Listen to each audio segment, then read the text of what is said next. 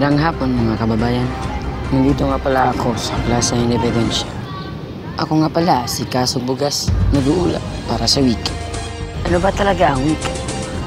Gano'n ba ito ka-importante sa atin?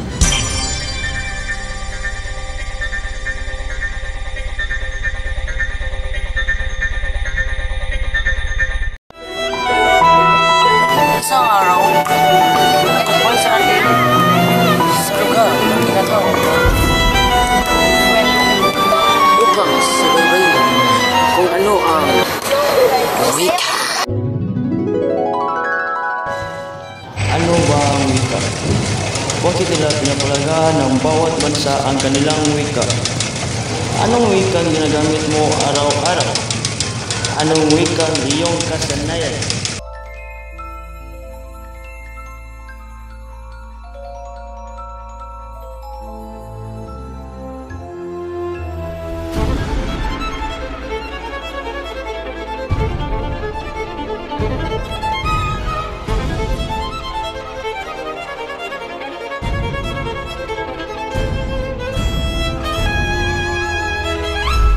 Para sa iyo, ano ang wika?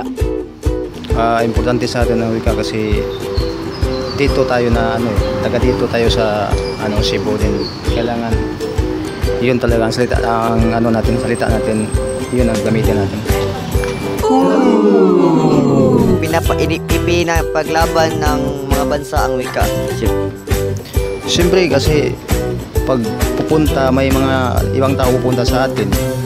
Siyempre, salita natin ang gagamitin. Din kita din, kung pupunta tayo sa kanila, siyempre, ang sa kanila din na mga salita ang gagamitin. So, kung talagang taga dito tayo, dapat language natin ang gagamitin natin. Ngayon, Chef, sa pang-araw-araw, anong ginagawit mo ng wika na sa pang-araw-araw mo? Actually, laban yun, Binisaya din. Siyempre, may pag English yung yung encounter ko tulad ng mga foreigner, siyempre mag-English na ako. Pag mga Binisaya din sa magkaya ko.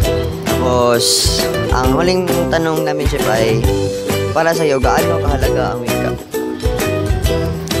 Mahalaga para sa akin. Bakit po, Chef? Kasi yun ang language natin. Yun ang ating mula ng pagkatao natin, mula ng bata hanggang lumaki tayo. Salamat, Chef. Ano ang pangalan po mo, Chef? Si Santillan. Ito po si Security Santillan na isang mamayang Pilipino na tunay. Saludo po kami sa iyo, Chef. Nagtanghali, sir. Gaano po ka-importante ang wika sa inyo?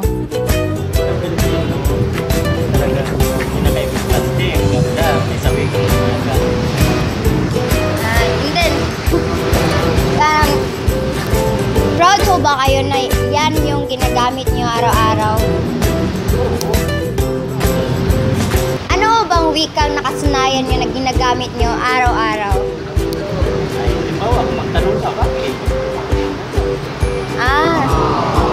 Sige, salamat kayo.